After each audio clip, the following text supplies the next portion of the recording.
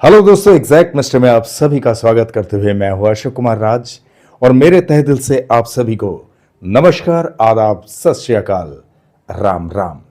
दोस्तों, मैं आशा करता हूं कि आप सभी कुशल मंगल है बाबा साईनाथ की कृपा से। और आज आज मैं आप लोगों के लिए बहुत ही खूबसूरत एक साईं लीला को लेकर हाजिर हूं। आप लोग बहुत खुश हो जाएंगे, आप लोग चौंकित हो जाएंगे कि बाबा साईनाथ किस तरह से ह्यूमन फॉर्म में काम कर देते हैं और कहां कब किस भक्त के पास किस भेष में पहुंच जाते हैं। वाकई अनबिलीवेबल, आप यकीन ही नहीं कर पाएंगे। लेकिन दोस्तों, लीला को सुनने से पहले आप लोगों से मेरी गुजारिश है कि आप लोग जो भी सच्चे साईं भक्त पहली बार एग्जैक्ट मिस्टर चैनल पर आए हुए हैं, आप लोग इस चैनल को लाइक करके और सब्सक्राइब जरूर कर दीजिए चैनल को। ओके, तो चलिए आज मैं इस साईं लीला की कहानी को शुरू करता हूं। आज बाबा साईनाथ की लीला के बारे में जिन्होंने मुझे एक्सप्लेनेशन दी है वो है हमारे साईं परिवार का एक भाई जिनका नाम है गिरीश तोमर। अब उनसे मैं आप लोग को परिचय करवा देता हूं। ये देखिए, ये है हमारे साईं परिवार का भाई, इनका नाम है गिरीश तोमर और ये रहते हैं जबलपुर में। वो कहते हैं कि मार्च 2025 में उन्हें एक गुरुवार को बाबा साईनाथ का भंडारा करना था। बाबा साईनाथ के बहुत ही दृढ़ भक्त हैं। मैंने जब इनसे पूछा था कि आप बाबा साईनाथ को कितने दिनों से मानते हैं, तो उन्होंने कहा कि मैं कम से कम 15 से 18 साल हो गया बाबा साईनाथ को मानते हुए। और बाबा साईनाथ के दर्शन में वो कितनी बार जा चुके हैं, अपने पूरे परिवार को लेकर भी, अकेले भी। वो कहते हैं कि अगर गिनती करना हो तो मुझे याद नहीं, लेकिन मैं जब भी दिल करता है तभी चले जाता हूं। उसके लिए कोई साल निर्धारित नहीं, महीना निर्धारित नहीं है। बस जब दिल करे मैं समझ लेता हूं कि मेरे बाबा ने मुझे बुलाया और मैं चले जाता हूं साईं दर्शन के लिए। ओम साईं राम। तो ये तो उनके भक्ति की बात है। अब वो कहते हैं कि जिस गुरुवार को उन्हें भंडारा लगाना था, तो उस भंडारा के लिए उन्होंने बहुत सारे करीबियों को एसएमएस के जरिए आमंत्रण भेजा है। अब एक दूर के गांव में, यानी उनके घर से कुछ 10-15 किलोमीटर की दूरी में एक गांव था, तो वहां पे उन्हें कुछ सामान का ऑर्डर भी देना था, क्योंकि भंडारा है। तो भंडारे की वजह से कुछ सामान का ऑर्डर देना था, उस ऑर्डर के लिए उन्हें जाना था और वहां पे उनके जो भी दोस्त मित्र या उनके रिश्तेदार है, तो उन्हीं लोगों को आमने सामने वो आमंत्रण देंगे और उन लोगों को सूचित कर देंगे कि भाई कल गुरुवार है, कल आप लोगों को मेरे घर पे आना है, बस बाबा के प्रसाद पाने के लिए। ओम साईं राम। तो वैसे वो चले गए, लेकिन वो दिन था बुधवार, यानी कल गुरुवार है, आज बुधवार का दिन है। आज वो गए उस गांव में, उनके घर से थोड़ी दूरी पे। तो वो जाके सारे के सारे उनके मित्र, वो उनके जितने भी रिश्तेदार वहां पे थे, उन सारे लोगों को आमंत्रित कर दिए। और आमंत्रित करने के बाद उनका जो काम था वो काम भी निपटा के अब वो घर की तरफ रवाना हो रहे थे। लेकिन घर की तरफ जब रवाना हो रहे थे तो हो गया दोपहर का समय। और दोपहर का समय, एक तो मार्च का महीना, यानी भरी गर्मी। अब गर्मी के समय में होता यह है कि रास्ता भी बहुत ज्यादा भीड़ भाड़ नहीं रहता है, यानी रास्ते में खालीपन दिखता है। ठीक है, हम अगर लंबे रास्ते में चल रहे हैं तो गाड़ियां तो रास्ते पे चलती रहती है, लेकिन ऐसा लगता है कि इक्का दुक्का चलते जा रहे हैं। कभी कोई ट्रक निकल गया, कभी कोई बस निकल गया, कभी कोई बाइक निकल गया। तो इस तरह से एक अगर निकल गए तो 5 मिनट 10 मिनट के बाद दूसरी गाड़ी, क्योंकि गर्मी का मौसम होता ही ऐसे, ये हम सबको पता है। अगर कोई हाईवे हो तो हाईवे में तो 24 घंटा गाड़ियां चलती रहती, ये हम सबको पता है। लेकिन ये जो है, ये उनका एक गांव का रास्ता था, तो गांव के रास्ते में इतनी गाड़ियां होती नहीं है।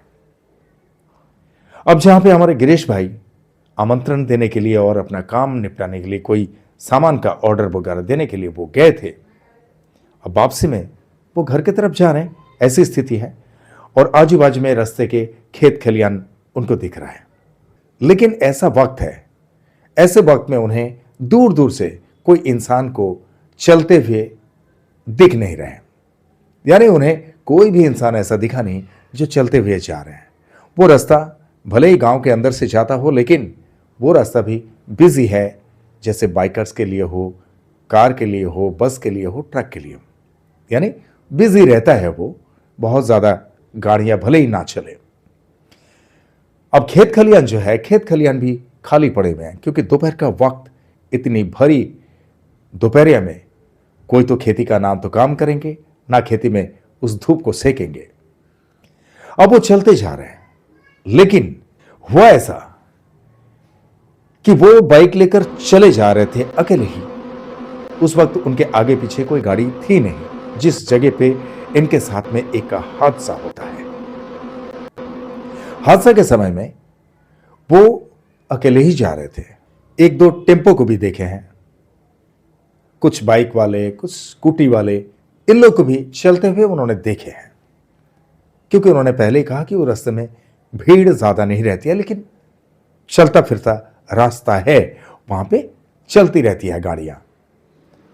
अब हुआ क्या कि अचानक से एक ऐसा टर्न आया, उस टर्निंग पे उनके बाइक में पीछे से किसी ने टक्कर मार दिया, इतना भयंकर कि वो छिटक के बहुत दूर गिरा और बाइक कहीं और गिरा। ओम साई राम। लेकिन वो रास्ते में जब चलते हैं, हमेशा ओम साई राम उनके जुबान पे रहता है। अब हादसा तो हादसा होता है। जब ऐसा हादसा हो गया उनके साथ में, वो गिरते ही उनको इतना पता है कि मैं गिर गया हूं, मुझे किसी ने पीछे से टक्कर मारा। उन्हें इतना भी ध्यान देने के लिए समय नहीं मिला कि वो गाड़ी कौन सी थी, कोई बाइक या कोई ट्रैक्टर या कोई कार, कुछ भी वो रिकॉग्नाइज नहीं कर पाए। यानी सेकंड के अंदर इतना भयंकर एक हादसा उनके साथ में हुआ। वो कह रहे हैं कि उनके पैरों में इस तरह से चोट लगी, उन्हें कुछ देर के लिए यही लगा, जब अंदरूनी उन्हें महसूस हुआ कि शायद मेरी जिंदगी खत्म और मैं इस पैरों से जिंदगी में कभी चल नहीं सकता हूं। ऐसे वो गिरे और ना ही वो कोई शब्द निकल पाए। बस जहां गिरे, कुछ सेकंड के लिए उन्हें सोचने के लिए वक्त मिला था, बाकी वो सेंसलेस पड़े रहे। पैर में जहां जहां कटा, यानी कोई पत्थर वगैरह से अगर कट हो गया तो वहां से खून निकलते जा रहा है और उनके हाथ टेढ़ा हो चुका है। उनके घुटने में बहुत तगड़ा दर्द पहुंचा है। यानी चोट इतना भयंकर, आप समझ सकते हैं कि अगर पीछे से कोई चलती हुई बाइक को टक्कर मार के सीधा निकल जाए तो वो कितना भयंकर हादसा हो सकता है। बाबा साईनाथ की कृपा तो यही है कि उनकी जान बख्श दी। ओम साई राम। वो बेहोश पड़े हुए हैं, उन्हें कोई खबर ही नहीं है कि वो कहां है, किस हालत में है। लेकिन जब उनकी आंखें खुली, वहां पे आंखें खुलने के बाद वो सीधा देखते हैं कि एक बहुत ही बुजुर्ग, यानी 70-80 साल के एक बुजुर्ग, जो उनके पास बैठ के और उनका कंधा पकड़ के उनको उठाकर बिठा रहे हैं। ओम साई राम। और वो उनसे पूछ रहे हैं कि तुम्हें कहां कहां चोट लगी है, कैसे तुम गिरे, बताओगे जरा। तो वो बोल रहे थे, मैंने देख ही नहीं पाया कि वो कौन सी गाड़ी थी, क्या कोई बाइक, ट्रक, बस या टैक्सी या कार या कौन सी गाड़ी थी, मुझे कुछ भी पता नहीं। मेरा दिमाग सब कुछ सोचना बंद कर दिया था। जैसे ही मुझे पीछे से टक्कर मारा गया, मैं सीधा जमीन पे गिरा और मुझे कोई ध्यान ही नहीं रहा कि किस गाड़ी से मेरे गाड़ी का टकराव हुआ, किसने मुझे टक्कर मार के आगे निकल गया, मुझे कुछ भी याद नहीं है।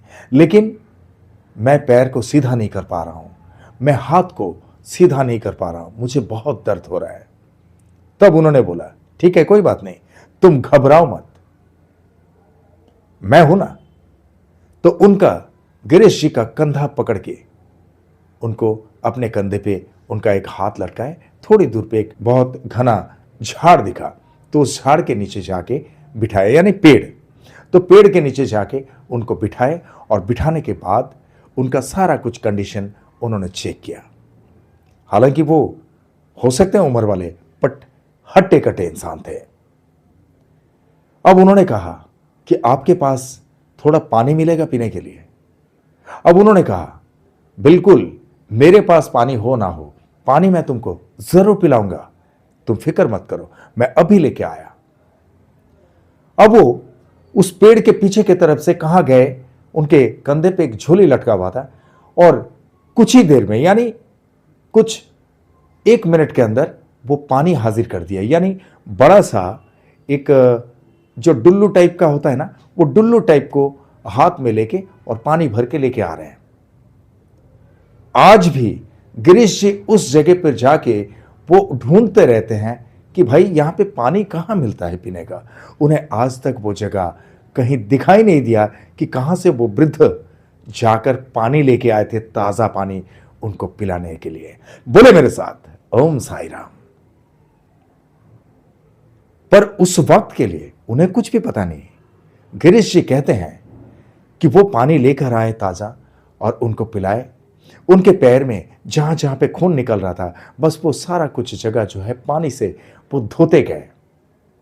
यहां तक कि उनके मुंह पे भी लगा के उनके मुंह को पोंछ दिए।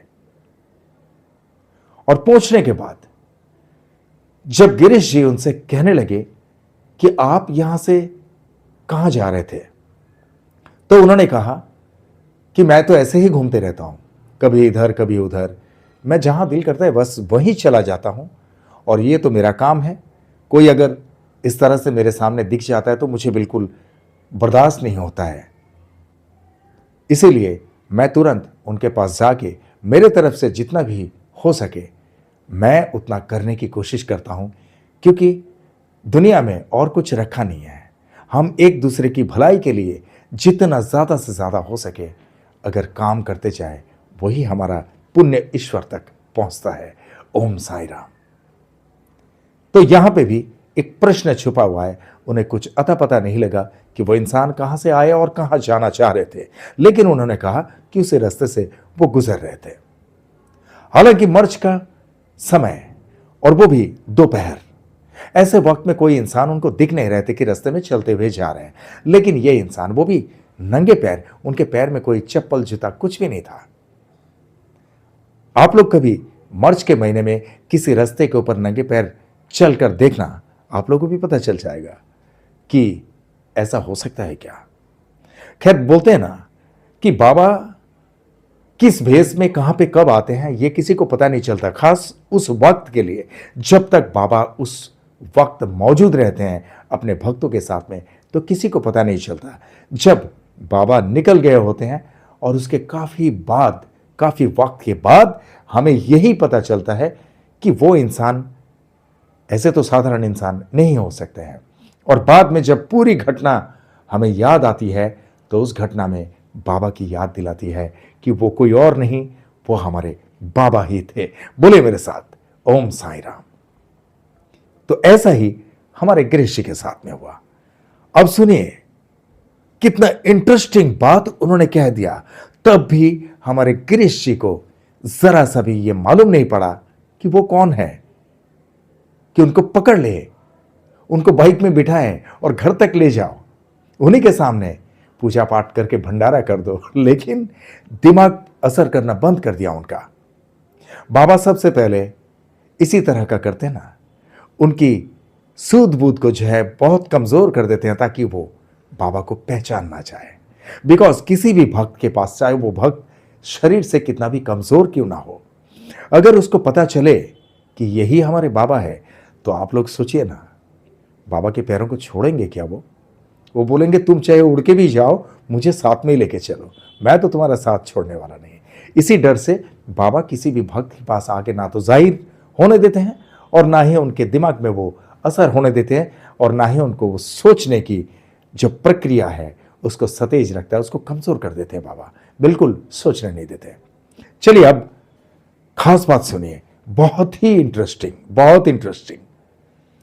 उन्होंने ये कहा कि बेटा तेरा बाइक जो है मैं खड़ा कर देता हूं, कुछ भी नहीं हुआ तुझे, तुझे लग रहा था ना कि दर्द हो रहा है, अभी दर्द है? तो बोले कि नहीं। तो बोले तू कैसे बोला कि दर्द से मेरा हाथ सीधा नहीं हो रहा है, पैर सीधा नहीं कर पा रहा हूं, खून भी बंद हो गया तेरा, तो बिल्कुल तरोताजा है और तेरी तबीयत बिल्कुल तंदुरुस्त हो गया, किसी तरह से कोई दिक्कत नहीं है। कल तेरे घर में साई का भंडारा भी है, तुझे पहुंचना जरूरी है, तेरे घर में बहुत सारा काम बाकी है, तू जा फटाफट, मैं तुझे बाइक में बिठा देता हूं, तू आ जा। अब उनको हाथ पकड़ के जैसे उठाए, उठाने के बाद गिरीश जी बोले कि जैसे कि ऐसा ही लग रहा है कि मैं बिल्कुल नॉर्मल हूं, किसी तरह की कोई दिक्कत नहीं है। और उन्होंने मुझे सिर्फ हाथ पकड़ के बाइक तक लेके गए, बाइक को खड़ा कर दिए, बोले कि बाइक चालू कर और बाइक में बैठ। गिरीश जी ने बड़े आराम से बाइक को स्टार्ट किए, बाइक में बैठे। अब गिरीश जी कहते हैं, गिरीश जी बाइक स्टार्ट करके उन्हें हाथ दिखा के वो आगे तो निकल गए, लेकिन आज वो रोते रोते उनकी हालत खराब होती है। उन्होंने कहा कि आगे चल के उस टर्निंग को कंप्लीट करके जब निकल गया, कम से कम वो 15 से 20 सेकंड आगे निकल गए। निकलने के बाद उन्हें ध्यान आया, अरे मैं इतना बुर्बक हूं कि मैंने उस बुजुर्ग को एक बार पूछा नहीं कि आपको कहां जाना इस भरी दोपहर में, इतनी गर्मी में, कि उनको भी मैं बाइक में बिठा के छोड़ दूं।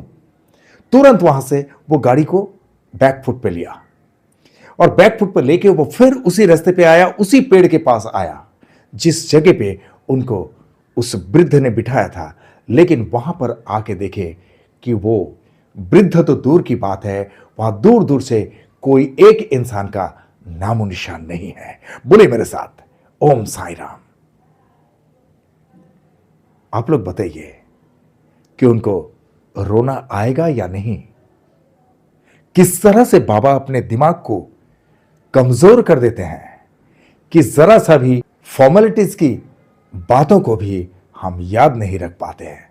ओम साई राम। और यही बात वो कहते जा रहे थे, रोते जा रहे थे हमारे गिरीश जी।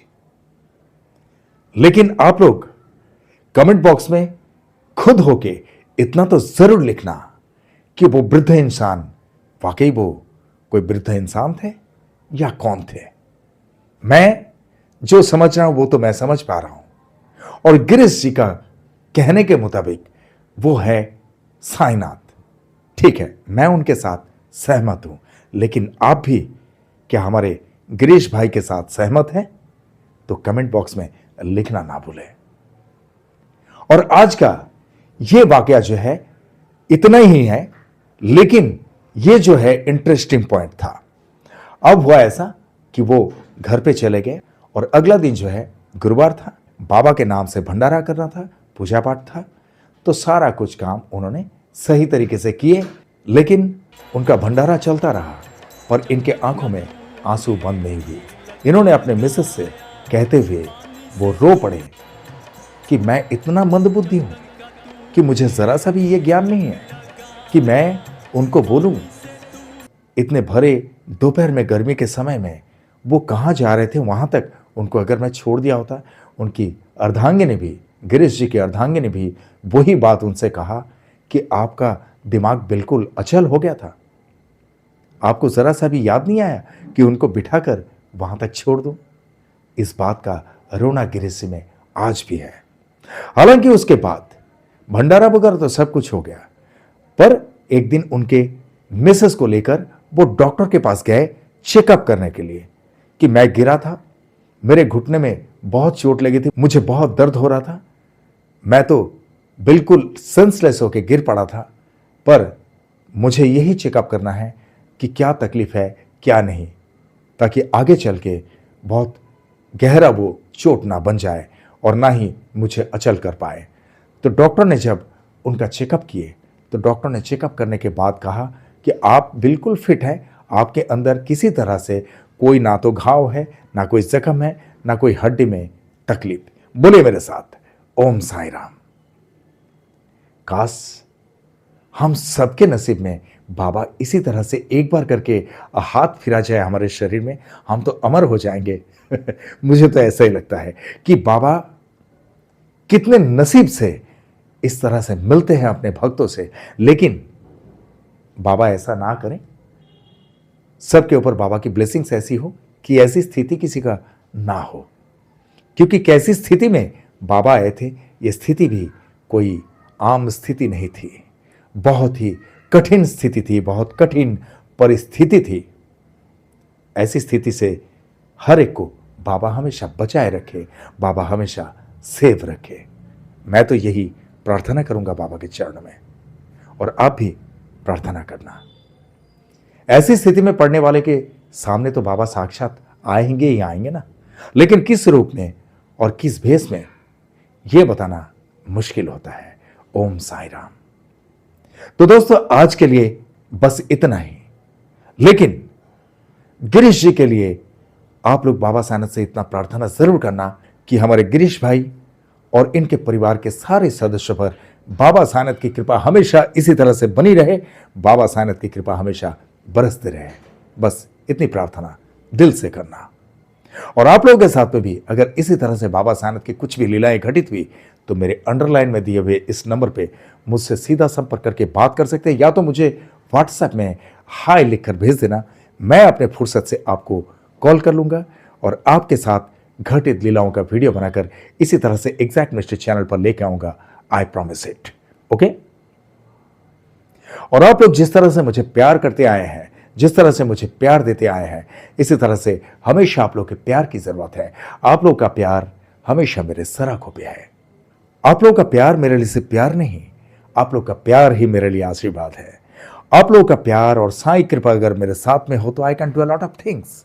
और इसीलिए आप लोग के दिल में एक छोटी सी जगह जरूर रखना जहां पर अशोक कुमार राज वो एग्जैक्ट मिस्ट्री हमेशा के लिए रह सके।